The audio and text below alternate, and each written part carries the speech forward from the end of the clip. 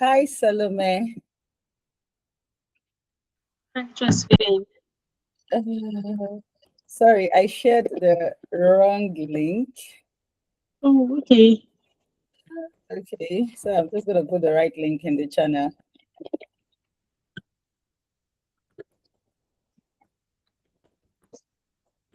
How you doing? Hope you're good. I'm good. I'm good. How about you? I am fine. I'm excited that the day is over, at least from my end.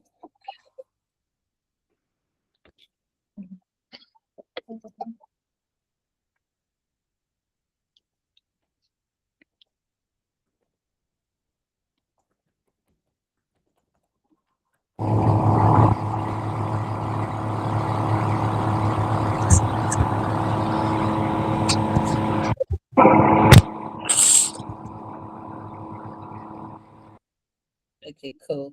Hi, Tobiloba. Hi, Emily. How you doing? Hope we're good. Hi, fine. I, How are you? I'm good. I put in the wrong link in the channel. Okay, so, guys, please do me a favor.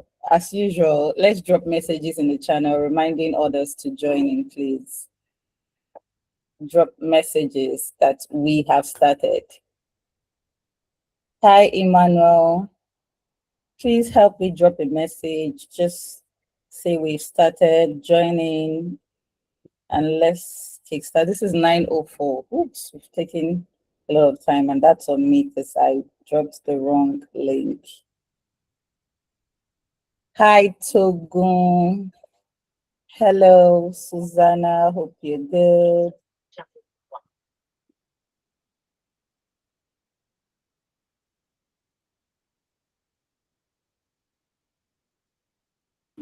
Okay. Hoping that. So please, if you're here, drop a message in the channel, urging others to join the session. Thank you.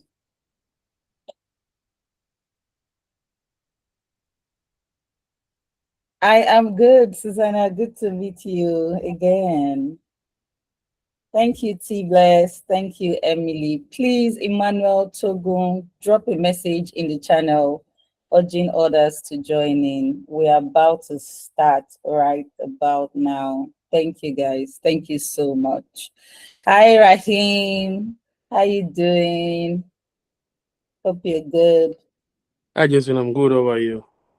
I'm awesome. Thank you for joining. Okay, so Welcome. I'm going to pass the baton to you, Salome. We already wasted some time, so go for it.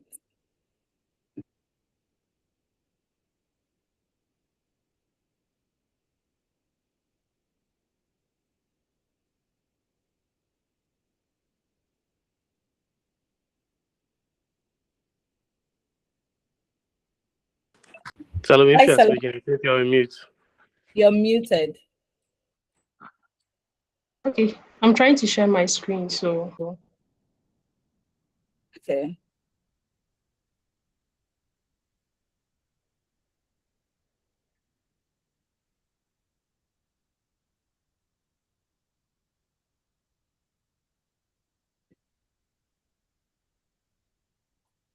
Okay. So if you're on the call, please, I see a lot of persons are dropping messages. Drop your message. I used my handwriting. Drop your message and just urge others to join in that we are live, right?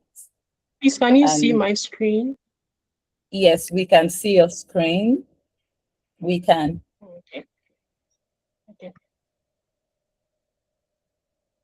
On the first slide, I hope it's visible and I'm audible. Can you see? Yes. Yeah. Yes, yes. Okay. Do you want to put Okay. it in in slideshow so that it's clearer? Okay. Yeah, Okay. beautiful. Go ahead, please. Okay. So good evening, good morning, everyone on the call. It's an honor to be here this evening to present to you Agile vs Waterfall, where to use what Salome. So at the end of this project, at the end of this presentation, I'm expecting that you should be able to know when to use Agile and when to use Waterfall. And these two methodologies are foundational project management methodologies that are used to deliver projects. So for the outline, I'll take you through the introduction. That's comparing Waterfall and Agile. Then we'll have deep dives into both methodologies. We'll analyze both, and then we'll check sectors and then case studies in both scenarios. And we'll also discuss the hybrid methodology. And there'll also be a guidance on choosing the right fit for a project. So for introduction, there are two methodologies, one goal. So the analogy I want you to have this evening is you want to go to a particular destination, but you need two routes to get. So those two routes can either be Agile or Waterfall. And one thing you should notice that in delivering both projects, in project management, the main aim is to ensure that your stakeholders are satisfied. So whatever you are doing, ensure that stakeholders are satisfied. And Waterfall, it's a sequential or step-by-step approach which is used to deliver projects. And this approach is structured. And every phase, like it's very predictable. So you know the end of the project even before you start. But in Agile, it's iterative and adaptive. So when I say iterative, I mean the tasks are delivered in short bits called sprints. So the sprint usually lasts between 1 to 2 weeks. And it's adaptive, meaning that it's open to change. And then I want to give an example.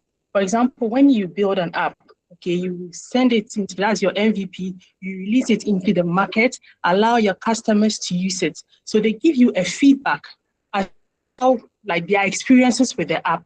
So based on the feedback, you go back again and then you work on it to ensure that everything aligns with the needs of your customers. So in Waterfall, okay, it follows as I said earlier, it follows a sequential and structured approach. So you have the requirement stage, the implementation stage, the development stage, the testing, and then the maintenance. And one thing you should note is that in Waterfall, you can only have reviews after the project ends. And the second picture is showing a child who is trying to build a castle with his Lego. So you can see that he followed the manufacturer's instruction and then structured them in such a way that everything followed a particular sequence to get to this stage.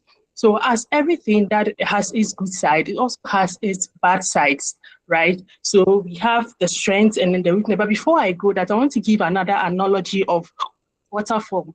Just like you want to bake a cake, right? So your requirement will be your shop list, the ingredients and everything you need to ensure that you have your cake. And your design is the recipe you would use to bake the cake. So for the recipe, it depends on the kind of cake you want to bake. So if you want to bake a vanilla cake, if you want to bake a banana cake, a chocolate cake or whatever cake you do, they all have their recipes. If you want to bake a sponge cake or a cupcake, they all have their recipes. So that's the design.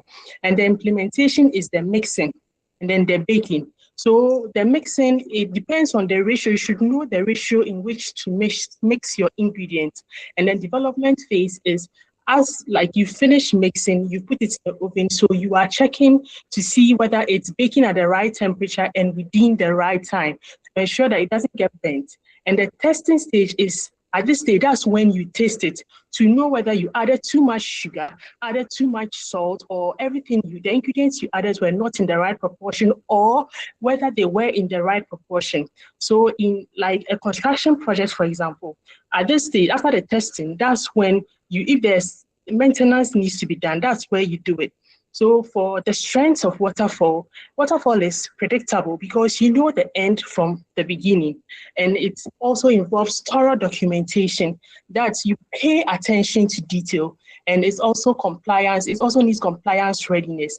And for weakness, Waterfall is not flexible because it's not open to change. So you can't incorporate a new requirement midway. For example, if you are constructing a bridge, you can't try to change. You can't try to introduce a change because it will cost you millions. And feedback is always given at the end. So it's difficult. to change anything at the beginning. So it's always used in projects where you want to get it right the first time. There's no room for try and error. So waterfall is always used for construction projects, just like the example I gave, like constructing a bridge. Okay, you can't change any requirement or any design mid construction because it will cost you a lot of money. And in healthcare, when they want to build another department in the hospital, for example, it also follows a strict sequence. You can't just build anything anyhow.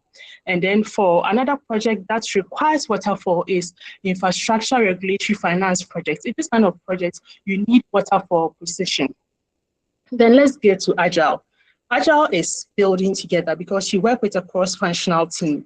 So in Agile, as I mentioned earlier, it involves iteration and adaptability. So when you are using Agile, you should be So what I'll say is in Agile, you work in sprints. So you have your product backlog, which contains all the items that you work in, but you work in bits. So you take them bit by bit, that's the sprint, and then you run them. And at the end of each sprint, you have your reviews, your retrospectives. And within sprints, okay, you always have sprints, reviews, and then there are retrospectives. So the retrospectives are like you have a snack break or a tea break where you reflect on the project, you check what you need to adapt to, and there's always an improvement after each stage. And one thing I didn't capture in my slides, but I want to mention it's the difference between Agile and Scrum. Most people find it difficult to know the difference. So as I mentioned earlier, Agile is iterative and adaptable, but Scrum, it's a framework that implements Agile. Okay, so I'll say Agile is the what and then the why, and then Scrum is the how. So I'll give an analogy like you decided that in 2026, you want to live a healthy lifestyle. That's Agile, right? Because maybe you don't want to fall sick, you want to be very healthy. So that's your what and your why. And your how, what are you doing to achieve that? So you decide that you have one carbohydrate meal a day, or you would have daily workout routines to help you achieve your goal. So I didn't capture that, but it's something I want you to take note of. And in Scrum, okay, we have rules, we have ceremonies, and we have artifacts. So the roles we have in Scrum are the Scrum Master, the product owner, and then the development team. And our ceremonies are the sprint planning, our stand-ups, our reviews, and our sprint retrospectives. And for our artifacts, we have the backlog, the sprint backlog. We have our backlog, product backlog items, sprint backlog, and then our increments. And as I mentioned earlier in Waterfall, we also have strengths and weaknesses in Agile. So for Agile, there's one strength is that it is flexible, that you can incorporate change midway and you get customer feedbacks early enough. And there's always a culture of innovation. But for weaknesses, scope creep risk is very real. So you need to be cautious when you are using Agile. And it also requires leadership buy-in and cultural shift. And projects that would require you to use Agile are software projects. In this case, what it does is that it accelerates speed. And for retail projects too, it helps you decide, it helps you with your, I don't know how to put it, but you can use Agile for your retail, and for marketing campaigns too, you can also use Agile.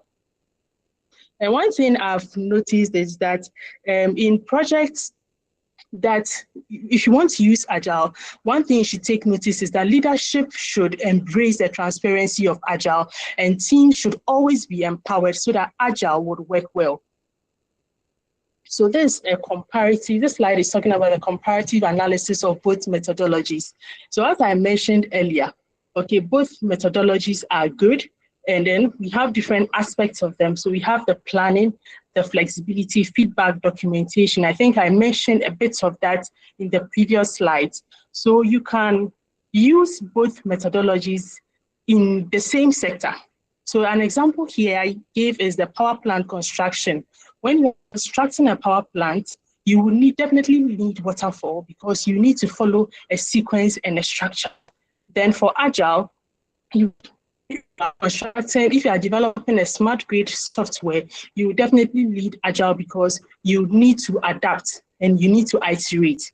So one thing you should notice that even though we've talked about both, maybe someone will be considering that maybe Agile is better than Waterfall, but none is superior. They all serve a different purpose. So based on your project, you decide which methodology to use. So as a project manager, if you want to thrive in your field, you don't choose projects based on your personal needs or based on the fact that you like Agile more than Waterfall or you like Waterfall more than Agile. It's always based on the project characteristics and the context of the project. So that will help you thrive well as a project manager. Then the right methodology to use for the right industry. As I mentioned with the example I gave for the energy sector, right? In different industries also, we can use both methodologies. So I captured hospitality, education, and the creative industry here. And we can see that in all these three sectors, we can either use Waterfall or Agile. So for hospitality, when you are constructing a hotel, you will definitely lead Agile because you need to follow a sequential approach, which is structured to be able to deliver that. And when you have a guest experience, you want to develop a best guest experience app, you would need Agile because you would need you want to ensure that your guests have a good experience using the app. So what you do is that you release your MVP into the market, they will give their feedback, you come back and improve it and release it back again for them to use it. So this is a clear example of WhatsApp. WhatsApp is always upgrading. We have used WhatsApp over the years and realized that over the years, it's always upgrading and adding new features to ensure that their customers are able to use it because you want to satisfy stakeholders. And in education too, we can use Waterfall or Agile. And for the creative industry, we can also use either Waterfall or Agile. Waterfall is when you are coming up with a film production schedule. Okay, you have to use Waterfall because you need to follow a step-by-step house with a schedule that is favorable.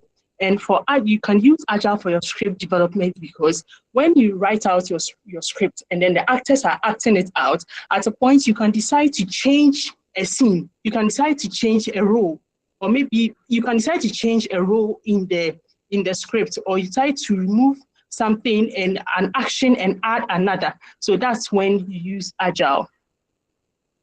Then hybrid methodology. When one methodology, we use hybrid when one methodology is not enough. So we can't say I am an Agile project manager or a Waterfall project manager. You should be able to find the balance between the two methodologies, because in certain complex projects, one methodology alone would not help you.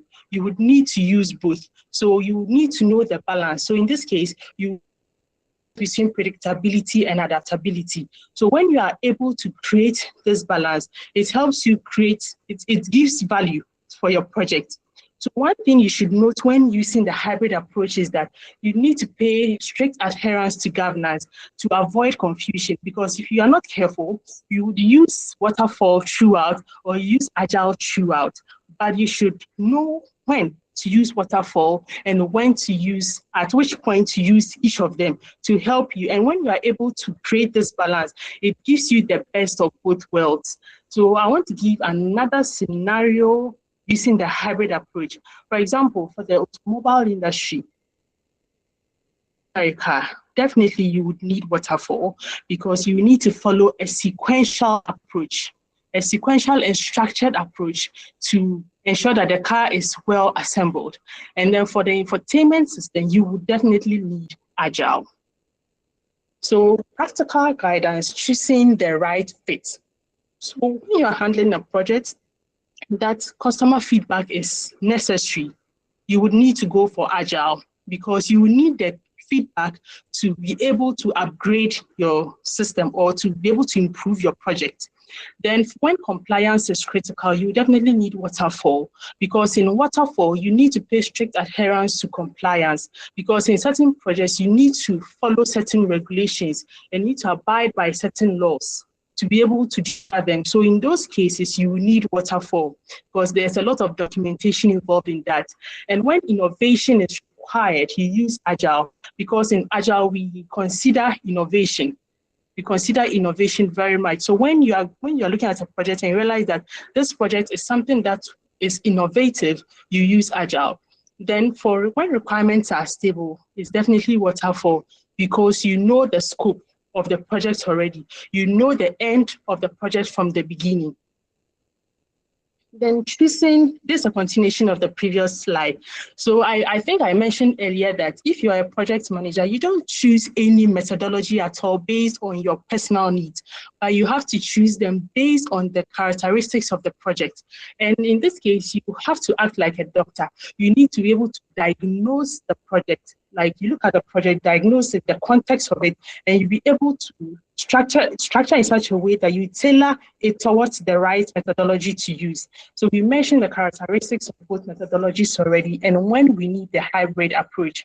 And I mentioned the hybrid, I've talked about it already, and this is used in projects that has multiple domains or different phases. So I also wrote here that the best PMs don't force a methodology, they tailor it to context. So if you are able to tailor your methodology to context, that's when you can say that you are actually thriving in project management. So there's an interactive slide. So I want you to visualize planning a birthday party in two different ways, either Waterfall or Agile. So in both ways, it can be done in both ways. But at the end, what you consider is either you want surprises or you want certainty. So for Waterfall, you would need your team. You need to decide the team. You need to decide on the decor, the date, and every detail is planned out even before the party.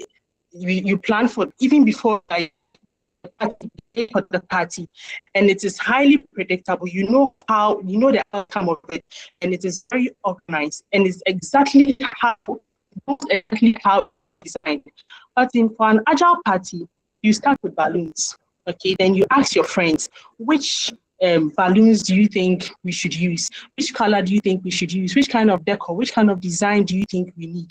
Then based on your friends' feedback, you decide on the type of balloon to use. Also, someone can suggest you add a game, and another will suggest you don't need a game. So based on the requirements and the guests you are inviting, you decide on whether to accept it or not to accept it. Then you have to adjust the playlist to suit the people you are inviting. So in this case, you can have different types of cakes. So in this, you have different flavors because you want to satisfy your customers, your guests. So when you serve a vanilla cake and it's not appealing to your guests, you try to change it to chocolate. If it's not appealing, you change it so everyone is happy and everyone has a great time. And I think before this, at the beginning of the slide, I mentioned that both can be successful, but you have to consider whether you want surprises or you want certainty. Then lessons from planning a birthday party with both methodologies. Both methodologies can be successful. It's possible to use both, but there are certain things you should consider. So the right approach depends entirely on your guests. Your guests are your stakeholders. As I mentioned earlier in project management, your aim is to always ensure that your stakeholders are satisfied. And also, you're right, the methodology you choose should also depend on the project's goals. So your innovative project, you definitely should Agile. And if the goal is to you use Waterfall. And the last point is one lesson that you can learn from this scenario is how much you know upfront. I think Josephine has been talking about something that if you are a project manager, you should be a subject matter expert. So you should know your background. You should know your niche very well. So if you are given a project, you would know which methodology to choose. Because if you are a construction project manager, you can't go to health. If you are given a project in healthcare, it might be difficult for you to integrate because you don't know too much about it. If they ask you a question, maybe you might find it difficult to answer about maybe which methodology to use because you don't know what they actually do. So every sector you want to work in, you should know it very well so that in case and ask, given a project and ask which methodology you think you can be able to defend it very well. So we've talked so much this evening about waterfall, about agile, and about hybrid methodology. So for waterfall, it is a predictable methodology, and you use it when you need to right the first time. There's no room for you want try and error. And for agile, it is adaptable, and it also accelerates speed. So if you are handling a project that you want to accelerate speed, you use agile, and mostly in software projects.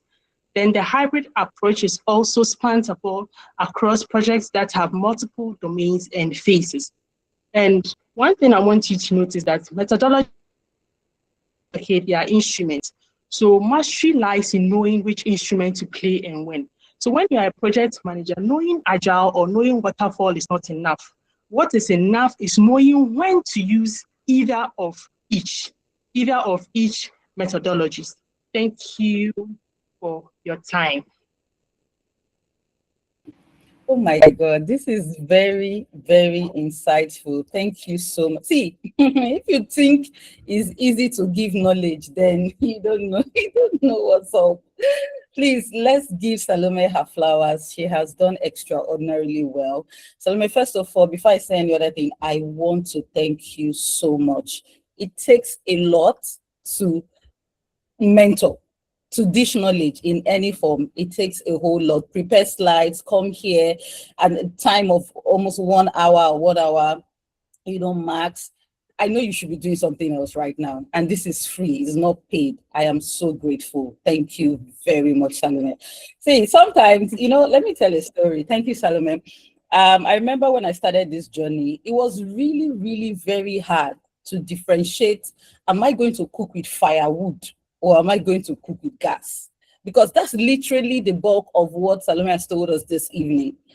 Knowing when to use gas, knowing when to use waterfall, which is a rigid process, which is predictive, which is a step-by-step process, and knowing when to use agile, which is the modern, is flexible, and all of that good stuff, right? So because everybody is not going to work in tech, let's be clear. We have project managers in every industry, and that's the beauty of this role, this career role, is that you can work in any industry. So I'm going to save my thoughts, right? Because I know there are other persons in this session. This is not a session you keep quiet. I know you have questions. In fact, I love the way that Salome, wrapped up the session just right on time, and this gives room for us to ask questions.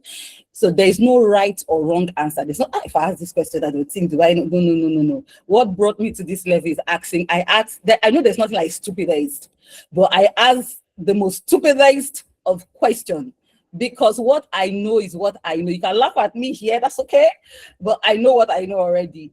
So please feel free to unmute, ask questions. You may need more clarity. You may have your own contributions that you want to add to this, and let's rub minds together and pick each other's brain, because nobody is an island. Okay, so usually somebody has to break the ice. Somebody has to talk first before the rest follow. So who wants to break the ice, or who wants to just, love upon Salome and say, thank you so much. Thank you for finding time to mentor us, and, you're doing very great. Let's unmute and say something. Okay. Thank you, Olusegun. You're the one breaking the ice. So yeah, go for it. Yeah, I don't know what you're talking about, but thank you, Salome. It was very nice presentation. Question. So obviously the agile stuff you actually spoke about you did mention it's being used for software development a lot. Question, the requirements. Obviously, by the time maybe a client is actually bringing a project to you, and they just tell you they want X and Z and Y and this. To what degree of conversations do you actually get to before you actually start building? Um, Obviously, there's a lot to do before you actually begin to write codes, for say the software, or maybe the app or website. So, to what degree of requirements do you actually have to have gotten from them before you actually even start putting pen to paper? This is a very good Okay, thank question. you I'm for going to, yeah, Salome, go for it, and then I'll add to it. Okay, thank you for your question. I think that as a project manager, when your clients bring up a project, so you have to be able to analyze. So if that is your field, when they immediately you see the project, you should know what goes in. And if they might be asking for something that it should do, so you should be able to open up and tell them that with this kind of project, this is what you need. You need to do A, B, C. Maybe the C, D, the D and E you need is not necessary. And then you give them, and you just don't say that, but you give them proof, you give them facts so that they understand that this is what we have to do. So just look at the project and then the context of the project. Then in that case, you know what to do because you're not working alone. You are working with a development team, right? So you might not have all the answers. So when you have a meeting with your development team, they would know exactly how to go about this project. Then you can deliver it and ensure that your stakeholder is satisfied. This is very beautiful. I'm going to add my 2 cents, but I see that the senior men and women are here. Rahim, go for it. Thank you so much. That was spot on, Salome. But Rahim, your hand is up. Yeah, thank you, Josephine. Good evening to you all. Thank you, Salome, for this session. All the time, anytime there's a session, it keeps reminding us of some of the things that we've learned and somewhat forgotten a bit. But anytime there's a session, it reminds us a lot. So thank you very much, Salome, and everyone who has mentored us on this platform. And Olusegun, on your question, you are looking for, before the requirement even starts or before you even start working, what are the things that you need to do as a PM, right? Yes. So what level of requirements do you, because I've worked on a project in the past, and it seems like the stakeholders just keep changing and changing, and it just keeps getting longer and longer. So, and obviously the budget becomes getting bigger and bigger. So you begin to have a very long project that doesn't seem to have an end. Oh, okay. So it would have actually just been a lot easier if maybe set parameters were actually set up in the beginning before you actually know, should I take this project or should I not take this project? Because this kind of stuff, there are a lot of people who are actually just out there not willing to pay, but yet are just looking to change ridiculous things. So I just want to find out what level of requirements should you have built before you actually decide, okay, you are going to even work on this project at all. All right. Thank you for this explanation, Olusegun. Yeah.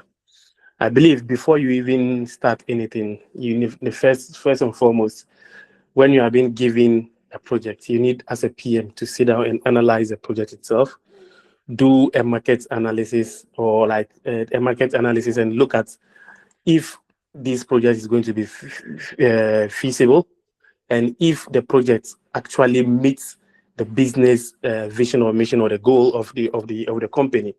And then you need to sit down with your stakeholders, communicate very well, align with them, let them like get to understand what is the core thing that they are looking for on this project.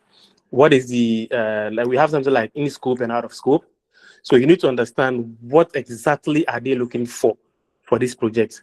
If you understand your like understanding of what they need as a stakeholder solves like 70% of your work, that will make you understand what you need, the tools, the resources, the requirement that you need to embark on this project. If you get sorry, I have today I'm on duty, so permit me, sorry. So you need to understand your stakeholders first, know what they are looking for, understand how to be able to meet what they are looking for and what you can be able to present for them.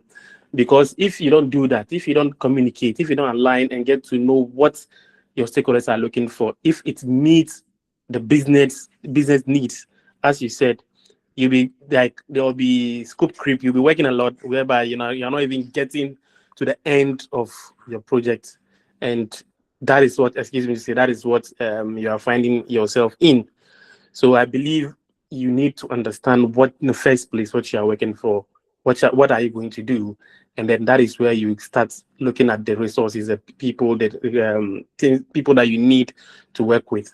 And I think I'll stop here. The rest, we have senior men and women who will see it. Men and women. Thank you so much, Rahim. You've actually echoed my thoughts. You and Salome has echoed my thoughts, right? So Olusegun, just to add a little bit more pepper to what they have said, because what they've said is fantastic. So I know you like jollof rice, yeah? Do you like jollof rice or not, Olusegun? Everybody does like jollof rice. Okay, cool. So let's say a client meets you and say, hey, I want you to make jollof rice for me. So I'm going to be picking based off of what Salome and Rahim has said. If a client meets you and say, I want jollof rice. Now, the first thing you want to do is to do your feasibility study. What kind of jollof rice? Because trust me, you can't just say you want jollof rice. There's Ghanaian jollof rice, there is Zambian jollof rice, there is Nigerian jollof rice, there's all kinds of jollof rice. So you need to, first of all, ask the client, what kind of jollof rice? Because we have plenty kind of jollof rice. Is it Ghanaian? Is it Nigeria? Is it Zambia? What is it? Kenyan jollof rice? And then the person is saying, oh, okay, I want Nigerian jollof rice, because it has to be Nigerian jollof rice. All right, so the person says that. So the next thing you want to do is go and do your feasibility study, because you want to know this Nigerian jollof rice that this person wants. Is it feasible? Is it realistic? Sometimes clients make bogus or unrealistic claims, and they say, oh, I want this. You want to know, okay, where do you want to sell this jollof rice? Is it in Nigeria? Okay, you want to sell this jollof rice in Nigeria, or you want to sell Nigerian jollof rice in Canada. So you do that feasibility study. Will Nigerian jollof rice sell in Canada? Who are the people that is going to buy? What is their location? What is their purchasing power? You're going to do a whole lot of research. So once you've done your research and you're certain that this thing will fly, because there are some projects that will not fly, it's already doomed, it's not going to work, right? But because you didn't do your feasibility study, you're roped in, and you're later on in the project, you're saying that, this is not going to work. So you need to first of all do your feasibility study. Then once you're done with your feasibility study, you now come back to the client and say, okay, I hear you want to do, you want us to cook the Nigerian jollof rice for you. So the next thing we want to do, let us agree on an MVP. It's called a minimum viable product. What can we cook now?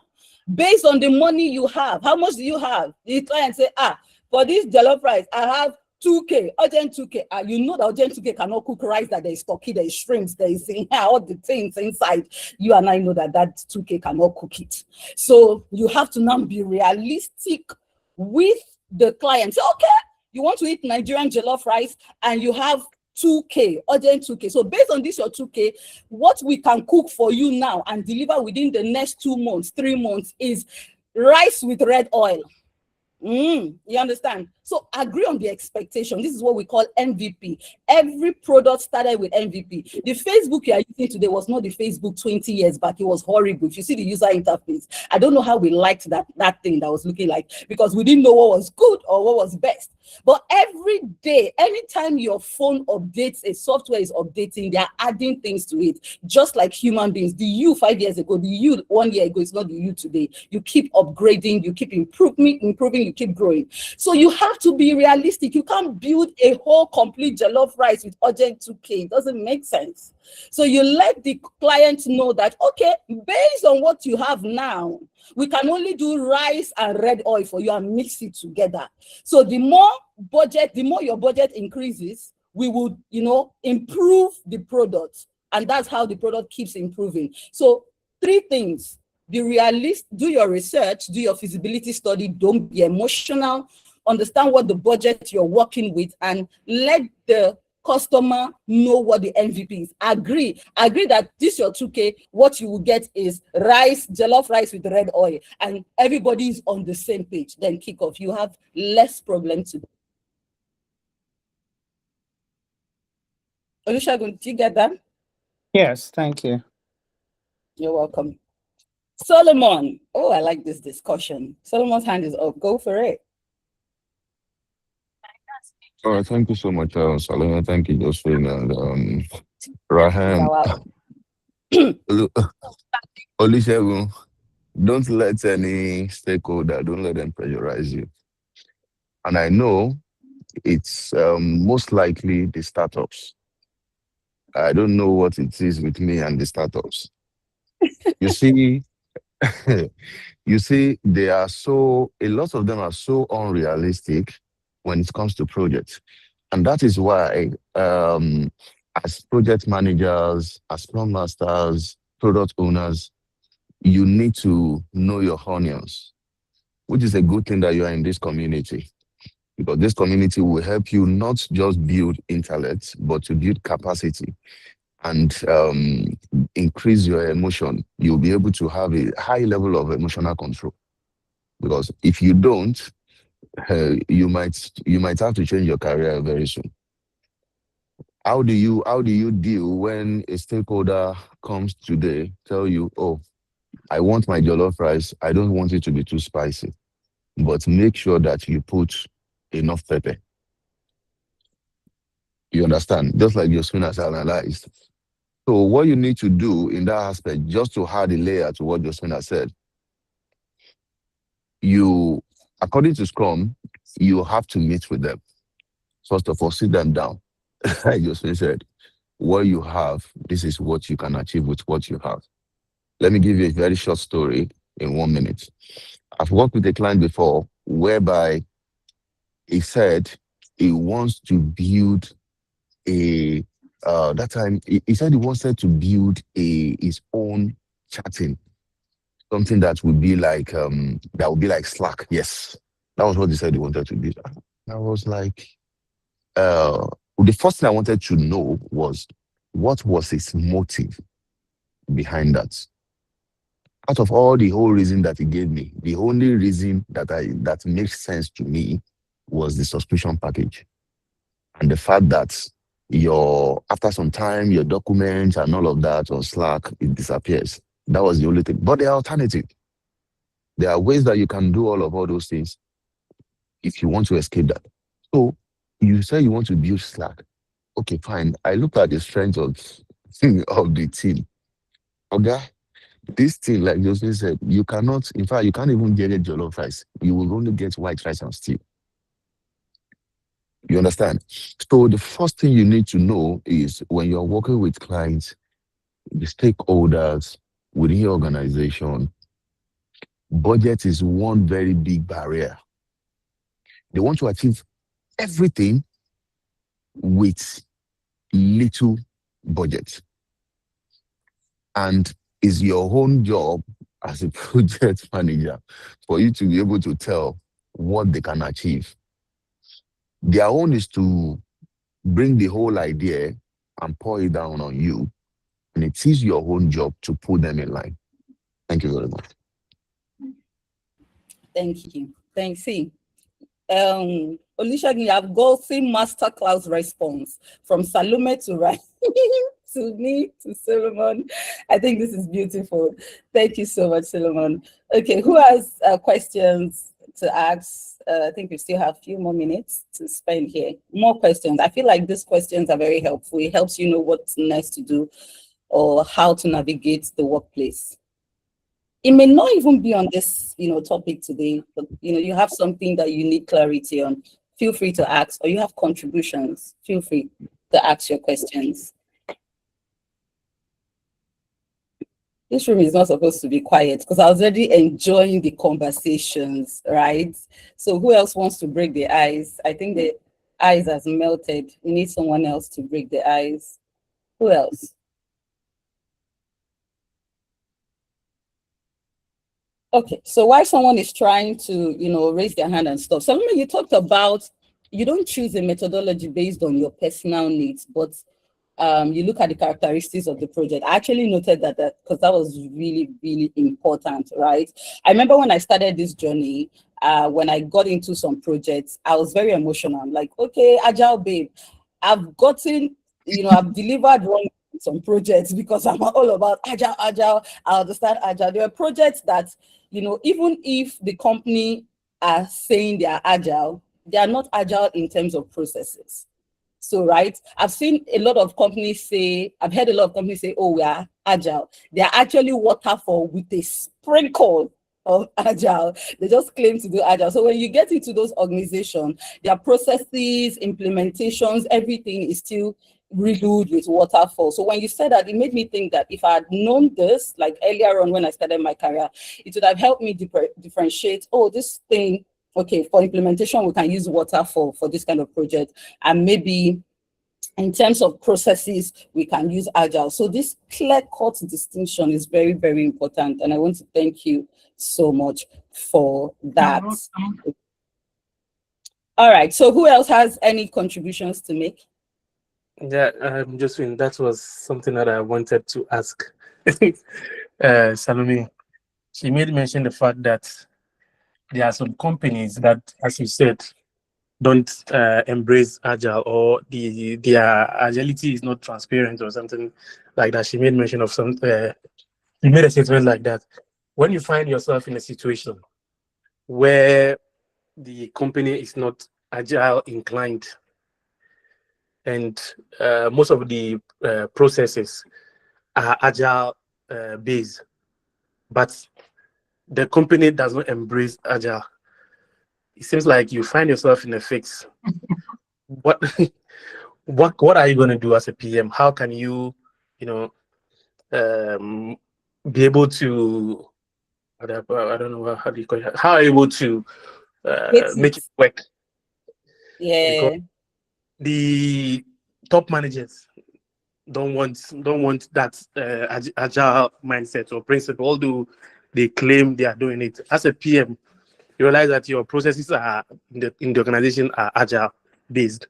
What do you do to make it work, or how do you do it? Yeah, right. Okay, thank you for your question, Rahim. So if you asked if you're at a company and you are practicing Agile, but the leadership doesn't want to embrace Agile, right? What do you do as a PM? Yeah.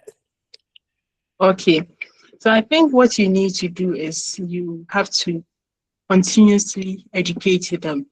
So you have to tell them the benefits of Agile and then let them see the good side of it and how to the company. So if they are seeing that if we use Agile, maybe there will be an improvement in our finances or in us attracting more clients to the business, they would accept it. But I think it will take time. So you need to be very patient in that kind of scenario and then always be ready to teach them step by step. It should be a little, it should be step by step. And I think at a point they would embrace it. Because if leadership doesn't embrace this kind of transparency, it will be very difficult to practice it. So I think it's a slow process which needs patience. Actually, patience. Just to add a little bit to what Salome said, Salome, you've made very, very salient points. I found myself in this kind of fix. What did I do? First thing is I joined the organization and I decided to observe. When they are doing waterfall and they are pushing back on Agile, even though they want you to use Agile, I usually say, if something is not broken, don't fix it. Right? So even though they're doing waterfall, I've seen some of the processes that is working for them. And because it's not agile, I don't even bother because it's working for them. So why change it? That is one. Two, based off of what Salome has said, you want to do workshops. You want to introduce change subtly because change can ruffle feathers. Change can make pushbacks. People are going to push back. Oh, why do you do this? Especially when you have organizations that are dinosaurs. Solomon has mentioned dinosaurs yesterday, based on the management gods, right? So you want to introduce subtle change. You start with workshops, start educating them on what Agile is all about. And that's where you're building, up that awareness. But again, like you said, you have to be patient and you have to be diplomatic. If something is not broken, don't fix it. Allow them continue what they're doing gingerly. Okay, I thought you will not talk in this session, no, because I was waiting to enter your DM. Go for it. Hi. Hi, everyone. I think you just kind of took my thoughts on it, but it's also more of, well, just to add to it is just kind of do like a delivery analysis. What are the priorities that they want to deliver first? That always helps me to say, okay, where we've been doing waterfall, but these are the priorities we need in the first couple of weeks and months. And I would, again, just like you talked about change, I would talk to them about the workshops and then said, you know what, by the end of this sprint or this cycle, let us take the learnings and take it into the next phases. So it's more of helping them see what the priorities are, and then use that to to push, or rather preach, my agile way of trying to deliver the work. So that way they will see the outcomes faster. So it will kind of nudge them to kind of say, oh, okay, so this is what it is about. So that would also help, because again, I like to work in a situation where I carry everybody along. So when I let them see that, okay, their inputs also matter, they would see that, okay, yes, I think either we should give this a try, or let's see what you're trying to tell us, how it's going to turn out. So it's a mixture of, there isn't one simple way to do it. You just have to look at the size of the organization, what they're trying to achieve, what their priorities are. And then based off of that, just like you said, Josephine, if it's not broken, don't fix it. But if you know that there are some bottlenecks and there are, as in quicker ways, maybe you have a developer or somebody that is really struggling with too much workload. The person has said, oh, I'm going to deliver this in 1 month. When you say, okay, can we start working on the login? That is if the company is kind of using another type of delivery method. So there are just ways to kind of break it down. Let them see what the carcass are, and then everyone will start building it, together. So it encourages that inclusivity in terms of delivering the work. So that's another thing I need to add to what everyone has said too. Thank you so much. Thank you so much. Okay, this is very, very interactive, and I love this session because we're able to engage, ask questions, and just rub minds. All right, so just a little bit of heads up. On Monday, we're going to continue the part 2 of the management goals, right? Because you guys remember that he didn't conclude the session yesterday. So there's a whole lot more in the pipeline. And then on Tuesday, of course, there's another unveiling of a mentor. So let me say this again, because only Ogechi that has done it. Maybe I'm not even passing the message correctly. So I'm going to share a link. If you're finding it difficult in any area, if you're struggling with any area of project management, and you want to learn that, you want mentorship on that area, I'm going to share an Excel sheet where you can drop the topic, and then a mentor will pick that up and teach on it. It's easier so that we can meet you at the point of your need, basically. All right, so yeah, we're closing early today, but it was really, really very valuable. Thank you so much, Salome. You know how I feel about it. I'm going to be in your DM soon. Thank you so much. So see you guys. Sorry, Josephine, don't close yet, I beg. I shouldn't close yet. It's been almost 2 weeks now. We've not had the Thursday gist. What's the story? You will like this Thursday gist. Okay. So, let's have a date on Thursday then. I'm going to set it up. I actually enjoyed. Do you know I stayed in that session, in that WhatsApp call for over 4 hours? Yeah, I noticed that. We're going to have one this week. That's a promise. That's a promise. Thank you for reminding me. Welcome. All right. Thanks. Bye, everyone. See you. Bye.